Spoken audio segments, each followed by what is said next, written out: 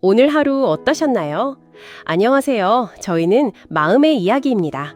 첫 번째 장편 팟캐스트에 오신 것을 환영합니다. 주요 내용으로 들어가기 전에 그동안 마음의 이야기를 사랑해주시고 함께해주신 모든 분들께 진심으로 감사드립니다. 어느덧 마음의 이야기는 3개월을 넘어 베트남 팟캐스트 커뮤니티에서 확고한 자리를 잡게 되었습니다. 이에 깊이 감사드립니다. 앞으로도 오랫동안 함께할 수 있기를 바랍니다.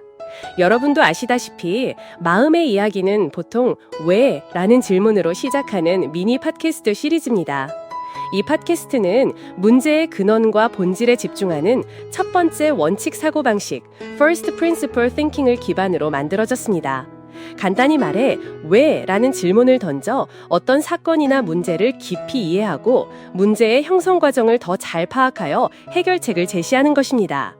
우리는 보통 어떻게, how 라는 질문에만 집중하곤 하지만 왜? 라는 질문 역시 중요한 역할을 합니다.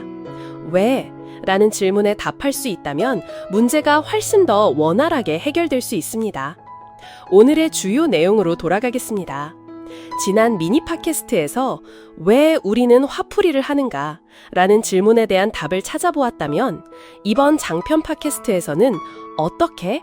how? 라는 질문에 더 깊이 들어가 제가 배운 것들을 여러분과 공유하며 감정을 조절하는 데 도움을 드리고자 합니다.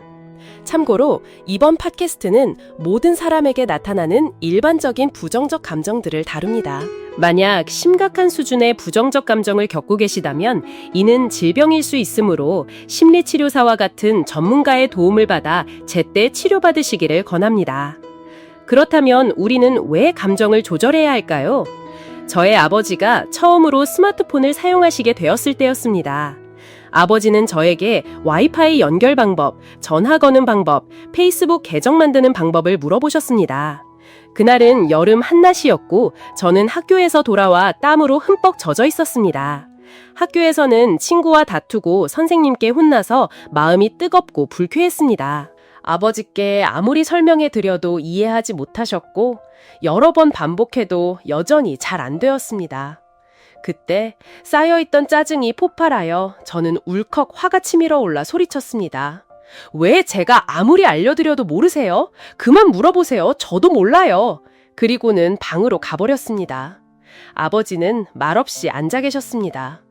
그때 아버지의 마음이 얼마나 아프셨을지 모릅니다.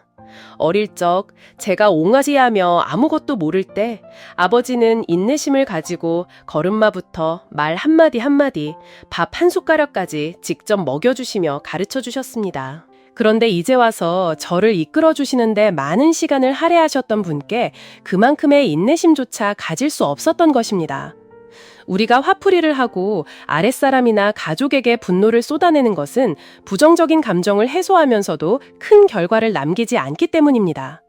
이는 정신분석학자 지그문트 프로이트가 전위, 디스플레이스먼트 효과를 통해 지적했듯이 자신보다 가깝거나 약한 사람에게 분노를 표출하는 것입니다.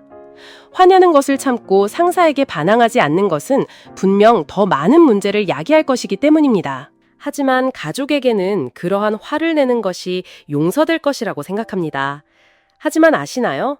결국 그 부정적인 감정들과 함께 남게 될 사람은 누구일까요? 바로 여러분 자신과 여러분의 가족입니다. 우리는 부정적인 생각을 피하는 방법, 부정적인 감정을 극복하는 방법과 같은 주제에 수많은 비디오와 강연을 찾을 수 있지만 결국에는 여전히 짜증과 분노의 엉킴에 갇혀 다른 사람들에게 화풀이를 하는 행동을 합니다. 저 자신도 마찬가지입니다. 저는 정말 화를 잘 내는 사람임을 인정해야 합니다. 하지만 최근에 저를 자제시키고 점차 변화하게 만든 한 문장이 있습니다. 스스로와 대화하는 기술의 저자 베로니카 투갈레바는 이렇게 말했습니다. 감정은 해결해야 할 문제가 아니라 해석해야 할 신호입니다. Emotions are not a problem to be solved, they are a signal to be interpreted. 첫째, 왜 감정은 해결해야 할 문제가 아닐까요? 심리학자 폴 에크맨에 따르면 감정은 어떤 사건과 접촉할 때 인간의 다양한 반응이자 태도입니다. 즉, 다른 사건에 대해 다른 사람들은 다른 감정을 느낀다는 뜻입니다. 그리고 여러분이 아직 모를 수도 있는 한 가지가 있습니다. 뇌는 인지보다 먼저 감정을 표출합니다. 다시 말해, 감정은 생각보다 아주 짧은 시간 안에 나타난다는 것입니다. 감정은 단순히 영향을 미칠 뿐만 아니라 즉각적인 반응과 행동을 유도합니다. 다시 말해, 감정은 본질적이고 즉각적이며 본능적인 것입니다. 어떤 사건에 대해 사람들은 다른 반응이나 감정을 가집니다. 따라서 감정 자체가 문제가 아니라 그 감정이 나타나는 이유 자체가 문제인 것입니다. 그러나 예로부터 감정을 표현하는 것이 극복하고 억눌러야 할 약점으로 여겨져 왔습니다. 그 결과 억압과 회피가 나타나며 이는 싫어하는 감정들을 밀어내려는 시도입니다. 이는 지나친 쇼핑, 과로, 술이나 약물과 같은 자극적인 것을 찾아 감정을 속이는 등 다양한 형태로 나타납니다. 하지만 우리가 싫어하는 감정들은 여전히 그 자리에 있습니다. 마치 용수철을 억지로 누르는 것과 같습니다. 오래 그리고 강하게 누를수록 더 이상 누를 수 없는 순간이 오면 손을 놓는 순간 용수철은 엄청난 힘으로 튕겨오르게 됩니다. 둘째, 왜 감정은 신호일까요? 부정적인 감정이든 긍정적인 감정이든 모두 의미를 지닙니다. 모든 감정 뒤에는 메시지가 있습니다. 긍정적인 감정이 여러분이 올바른 방향으로 가고 있다는 확인 신호라면 부정적인 감정은 행동을 요구하는 신호입니다. 그렇다면 우리는 어떤 행동을 해야 할까요? 바로 그 감정을 이해하고 명확히 밝히는 것입니다.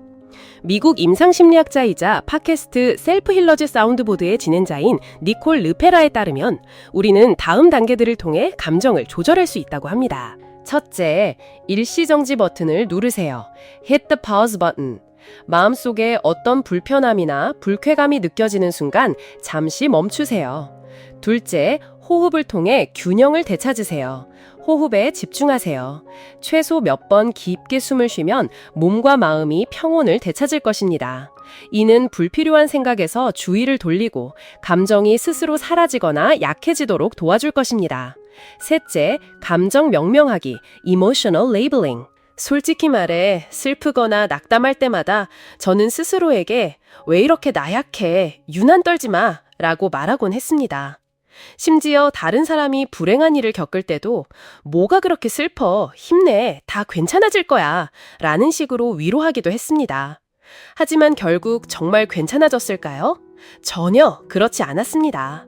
이때 저는 제 진짜 감정을 회피하고 있었던 것입니다. 감정 명명하기는 방금 겪은 감정에 이름을 붙이는 것으로 좋고 나쁨을 판단하지 않고 왜 이 감정이 찾아왔지? 이것이 어떤 문제와 관련이 있을까? 와 같은 질문을 시작하는 것입니다. 예를 들어 퇴근길에 비가 많이 와서 저는 사람들로 가득 찬 차들 사이에 그리고 초를 새는 빨간 신호등 앞에서 갇혀 있었습니다. 그때 차선을 침범하여 뻔뻔하게 내 앞으로 끼어드는 차들이 몇 대 있었습니다. 저는 부정적인 생각들을 통제할 수 없었습니다. 순간 욕설이 터져나오려 했지만 눈썹이 찌푸려지는 것을 느끼고 마음속에 뭔가 잘못되었음을 알아차렸습니다. 저는 위의 단계들처럼 행동했습니다. 멈추고 숨을 쉬고 생각했습니다. 저는 화가 났지만 그 차선을 침범한 사람들 때문이 아니라 비 오는 날 차가 막혀서 집에 사가는 음식이 식어 맛이 없어지고 가족들이 저를 기다리느라 고생할 것 같았어였습니다. 저는 전화를 꺼내 가족들에게 늦을 것이고 음식이 식을 것이라고 알렸습니다. 어머니는 말씀하셨습니다. 괜찮아. 집에 와서 다시 데워 먹으면 돼. 하지만 조심해서 와. 천둥번개가 너무 심해. 바로 그 후 저는 다시 평온해졌고 계속해서 움직였습니다. 감정에 이름을 붙임으로써 저는 초기 감정들을 조절하고 정리할 수 있었고 뇌의 다른 부분들이 진정되도록 도왔습니다. 위 상황을 조금 바꿔서 생각해 봅시다. 만약 제가 욕설을 내뱉었고 그 차선을 침범한 사람이 그것을 듣고 화가 나서 저와 말다툼을 벌이고 심지어 위협적으로 차를 밀어붙여 저를 더 불쾌하게 만들었다면 어땠을까요? 저는 더 화가 났지만 아무것도 할 수 없었을 것입니다. 집에 돌아와서 부모님이 물어봐도 저는 말없이 있었습니다. 사온 음식은 차갑게 식었고 저는 화가 나서 밥을 먹지 않았습니다. 아버지는 소리 지르며 저를 한심하게 여기고 나중에 아무것도 못할 거라고 꾸짖으셨습니다. 저는 더욱 불만을 가졌고 결국 격렬한 싸움이 벌어졌습니다. 결국 부정적인 감정들과 함께 남게 될 사람은 누구일까요? 바로 저와 저의 가족입니다. 우리에게 어떤 일이 일어날지는 선택할 수 없지만 그 문제에 어떻게 대응할 수는 선택할 수 있습니다. 자신의 감정에 책임지는 것은 사물, 사건 또는 다른 누구에게도 책임을 전가하지 않는다는 것입니다. 물론 그것이 여러분의 감정의 원인일 수도 있지만 어떻게 반응할지 결정하는 것은 바로 여러분 자신입니다. 만약 다른 사람의 행동 때문에 불편함을 느낀다면 그것은 여러분이 다른 사람이 자신의 감정에 영향을 미치도록 허용한 결과입니다. 참는 것과 인내하는 것은 다른 개념이며 감정을 억누르는 것과 감정을 조절하는 것 또한 그렇습니다. 집에 돌아와서는 부정적인 감정들을 집 현관 밖에 두세요. 그렇다면 집 밖에서는 어떻게 해야 할까요? 그 짜증과 피로함은 여전히 밖에 존재합니다. 그 방법은 점차 수동적으로 변하다가 어느 날 폭발하게 될 뿐입니다. 집을 나선 후에도 그 부정적인 감정들이 여러분을 따라다닌다면 그것은 바로 감정을 억누르는 것입니다. 그것은 참는 것이며 마음속의 불만을 억지로 누르고 표출되지 않도록 하는 것입니다. 반면 감정 관리란 감정이 겉으로 표현되더라도 어느 정도의 수준과 절제를 가지고 표현되는 것입니다. 즉, 집에 돌아와서는 그 부정적인 감정들을 이야기할 수 있지만 다른 사람에게 쏟아내는 것이 아니라는 뜻입니다. 인내, 린내라는 단어는 평생의 배움이며 여러분과 저 모두 평생 잘하기 어려울 수도 있지만 문제를 한 걸음 한 걸음 이해해 나가는 것이 우리 자신을 크게 변화시키는 데 도움이 될 것입니다. 부정적인 감정을 안정적이거나 긍정적인 감정으로 조절하는 습관을 들이는 데는 연습할 시간이 필요합니다. 그러니 여러 방법을 시도했지만 아직 감정을 통제하지 못했다고 해서 너무 걱정하지 마세요. 우리 부모님은 심리치료사가 아니며 그들 또한 자신만의 문제들을 가지고 계십니다. 감정 조절 방법을 이해한다면 여러분은 부모님께 알려드릴 수도 있고 적어도 나중에 부모가 되었을 때 자녀에게 최선을 다하기 위한 다른 방식의 대처를 할 수 있을 것입니다. 우리 젊은 세대는 함께 치유하는 세대입니다. 저는 우리가 그것을 할 수 있다고 믿습니다. 눈치채셨겠지만 마음의 이야기의 각 미니 팟캐스트는 틱톡 채널의 퍼즐 조각이며 이번 퍼즐의 주제는 바로 가족입니다. 따라서 이 장편 팟캐스트의 내용은 주로 가족에 초점을 맞추었으며 다른 문제와 관련된 감정들은 다루지 않았습니다. 또한 이 팟캐스트는 개인적인 경험을 바탕으로 한 것이므로 어떤 사람에게는 적합할 수 있지만 다른 사람에게는 그렇지 않을 수도 있습니다. 오직 여러분 자신만이 여러분을 가장 잘 이해할 수 있습니다.